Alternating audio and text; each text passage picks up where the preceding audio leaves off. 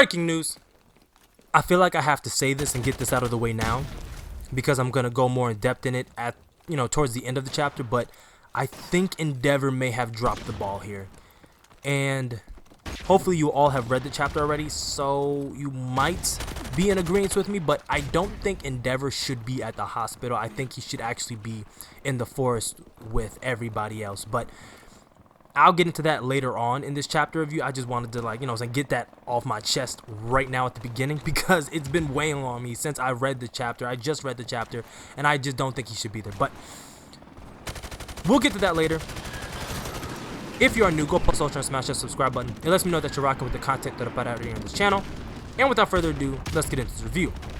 Now, at the beginning of this chapter, we learned something very interesting, and something that we've probably all been wondering for some time now, and that's the name of this mad doctor that has performed the Shigaraki surgery and probably is very high up in the organization of the PLF, and probably one of the right-hand or left-hand man of All For One. Now, we learn his name, Maruta Shigi. We also learned that he has no quirk, right? He's quirkless. Whether that's something that he was born with, or potentially All For One took his quirk away from him in order to beseech allegiance from him. We know that he's a very smart man, all right? We find just general information about him. We find that, he was the founder of the Jaku General Hospital and current chairman on the board. He promotes community-based medicine rooted in quirks. And after founding the hospital, he devoted his time and energy to charitable works. He set up an orphanage and nursing home nationwide, and all through partnerships with his hospital. It states that, his past paints him as a whimsical man, and he's earned acceptance and respect from many communities, probably throughout the entire countryside. But it dawned on me after reading all this stuff about him that there should be no way that he got away with all of this up until this point. And then I thought even more, that's just how this universe is. That's how he's able to fly under the radar, y'all. Like, nobody takes people seriously if they don't have quirks in the universe, like, at all. That's what it seems like. Don't get me wrong, he is incredibly smart, and despite not having a quirk, he's founded, like, all of these things that I've listed at the beginning of this chapter review. But what really set off a red flag for me was that he's founded orphanages and nursing homes, right? Because we know he is in league with the Paranormal Liberation Front, because we know he's in league with All For One, this grants him access to an almost endless pool of quirks that he and All For One is able to steal from, right? He can steal from the children at the orphanage, or he can steal from the elderly at the nursing home. This is actually quite fucked up if you really think about it. Like, you're taking shit from children, from babies? Are you for real? Like, and from old people? Come on, dog. Like, think about it, right? Let's say affiliates of All For One work at the nursing home or the orphanage. Nobody is going to question an orphan going missing or report them missing, right? Because they're orphans. They don't have parents. They don't have mothers. They don't have fathers. They don't have relatives. And if the workers at the orphanage work for All For One, nobody's going to report them missing. The same thing with the nursing home, right? No one's going to question an elderly person passing away. And if they have, dementia or Alzheimer's, I'm applying our world, diseases to an anime verse, but say they have a disease that, makes them very forgetful or makes them become senile. No one's gonna take elderly people seriously in a state like that. As long as not too many elderly people are dying within a set time frame, nobody's gonna think anything crazy is gonna be going on. But what does that mean? This means that All For One can just wait for an orphan with a powerful quirk to be discovered and go and take it from them, and that child will just grow up quirkless. Could this be what happened to Deku? Could Deku have actually had a quirk when he was much younger, and All For One took it from him? That is a new possibility that I thought of when I was, reading this chapter. Of course, we don't have a huge connection between All For One and Deku. I mean, of course, everyone, there's that popular theory that Deku is, the son of All For One, but, there is no confirmation about that. Nonetheless, it's something you have to think about, the former, not the latter, about him taking quirks from orphans and from elderly people, because we know that he doesn't have to kill people in order to take their quirk from them, right? He could take the quirk in their sleep. I don't know what the process is. That's the biggest thing. I don't know how subtly he can steal a quirk, right? Or is it like this big, drastic procedure like, which you saw Akatsuki having to extract the Biju from, you know, the Jinchuriki. Who knows? But let's move on with this review. Moving on to page 3. This is when you see all the heroes about to mobilize, and they're about to take on the entire Paranormal Liberation Front, right? We know, the readers, that Twice and Hawks have been putting this plan together for months now, and shit's about to hit the fan. Now, oddly enough, Endeavor asked the police about how they all know this information, right? Because Endeavor is not leading this. Well, he's leading it, but he didn't orchestrate this. He wants to know, and he's asking the police where are they getting all this information from, and he's asked specifically, is it because of him? Now, when he asked this, the police state this generic police response, and is like, that's classified. And even if it wasn't, I don't know who him you're referring to, which is bullshit. How are you going to tell the #1 hero, the person you're asking to be on the front line of this assault, how are you going to ask him, or just not tell him all the information? If I was him, I'm like, I'm not doing this unless you give me all the information that I asked for, because I need to know what I'm going into, and I need to know if the person who gave you this information can be trusted or not. You're some general-ass, generic-ass police officer. I am the #1 fucking hero. You tell me what I need to know, or I'm turning this boat around. Moving right along. The next pages, we get this scene of another brigade of heroes in a completely different location. Now, this group is in the woods outside of this huge ass manor, or, you know, mansion, or something in the woods, in the mountains, okay? And then that's when we learn that, and we get to understand that you have Endeavor leading a group in the hospital to recover the doctor and potentially take on a horde of Nomu, because they believe that this is where the Nomu are manufactured. So it kind of makes sense why Endeavor is leading this assault to the Nomu, until you realize what lies in wait at the manor that's in the woods. What's in the manor is on page 6. The enemy's commanders are all attending a meeting. Meaning every single commander of the PLF are at this one manor, right? And you have to think, all the fucking generals, like every single one of them, that's where I have issue with Endeavor at the hospital. Now, Nomus are a problem, yes, but I'm looking at this lineup that they have going to the manor. I'm like, they could easily take, well, not easily, but they could take on the Nomu, right? This is a lot. Like, I think Endeavor has less people with him. I'd have to go back and count, but no, Endeavor definitely has less people with him right now at the hospital. So, I mean, it was probably like, you know, a give and take. Like, we'll give you everybody. You give me 10 people, and you can take literally the entire hero roster from the entire city, and y'all just go to the manor, and then when we're done here at the hospital recovering the Mad Doctor, then we'll come and meet y'all out there to take down all the generals. I think that's something that was going along the lines, but what I alluded to at the beginning of the chapter was something very simple, right? I would have put Endeavor in the woods going to the manor to take on the commanders, and then I would have sent Midnight to lead the... It's not even an assault. I was going to say lead the assault at the hospital, but it's not. It's a recovery mission for the doctor.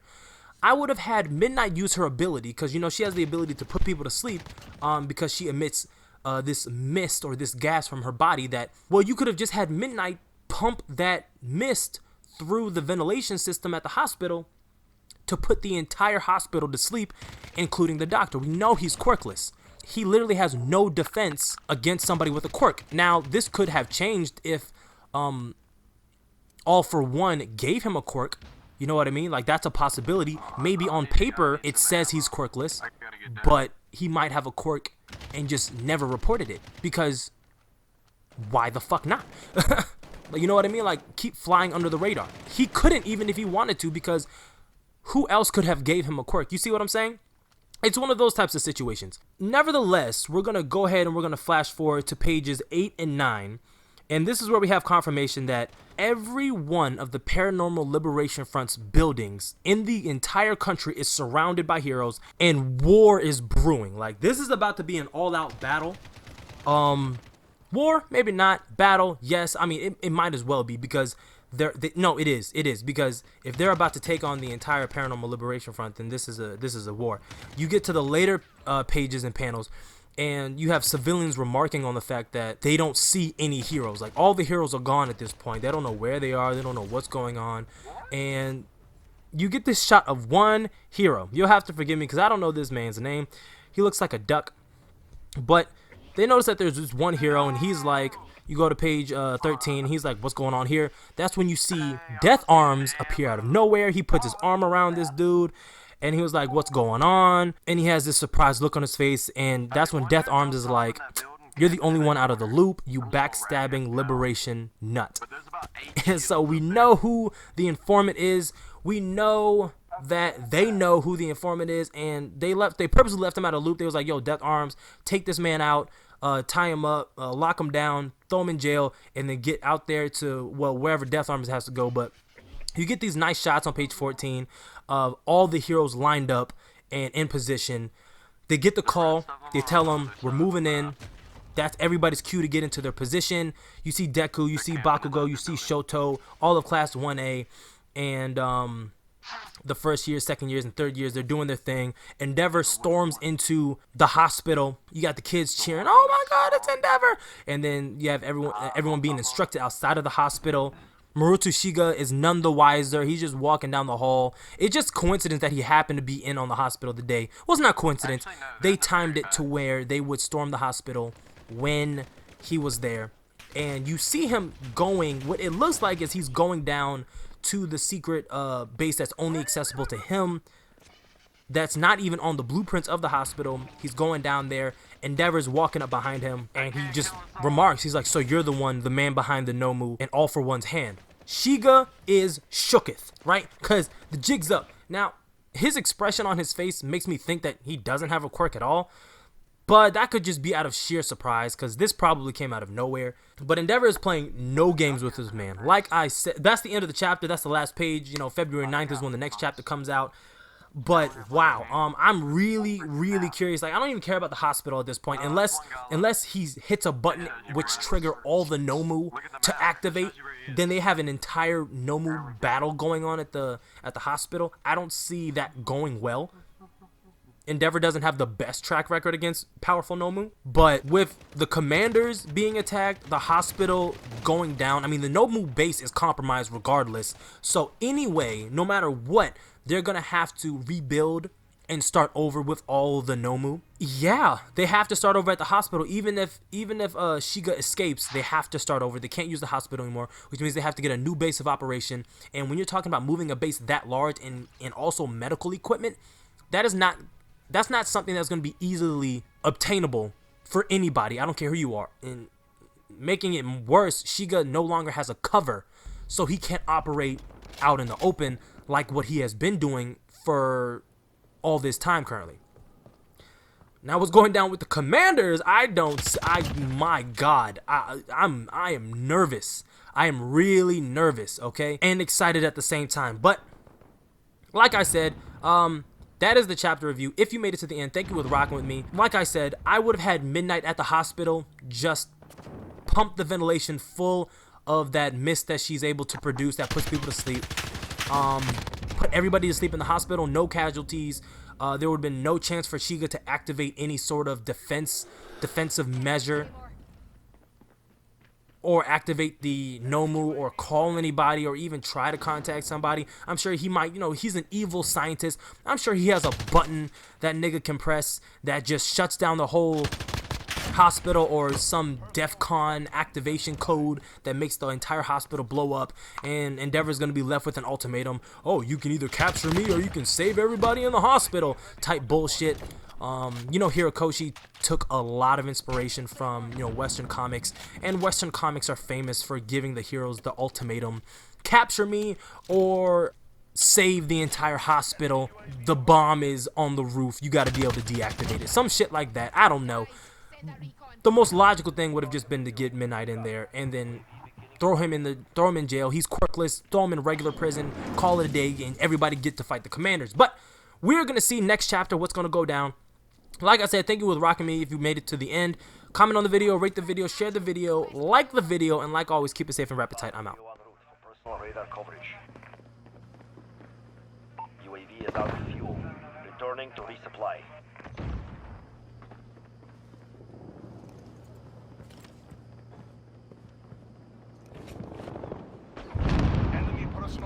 online.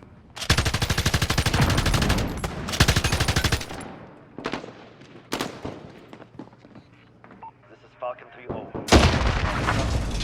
They're calling.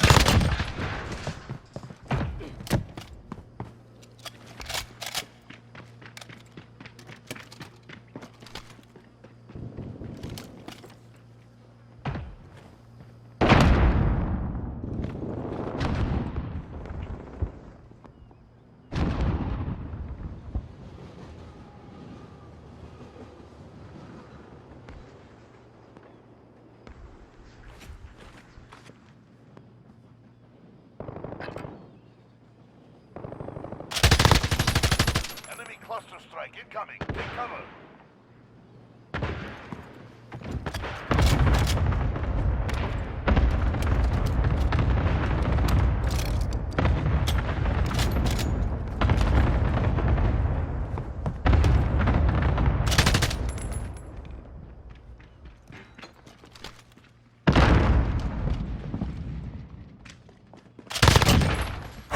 Sentry gun ready to deploy.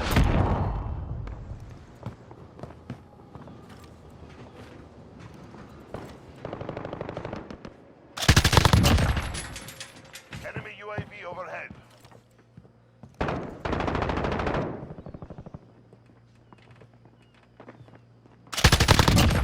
Enemy cluster strike incoming.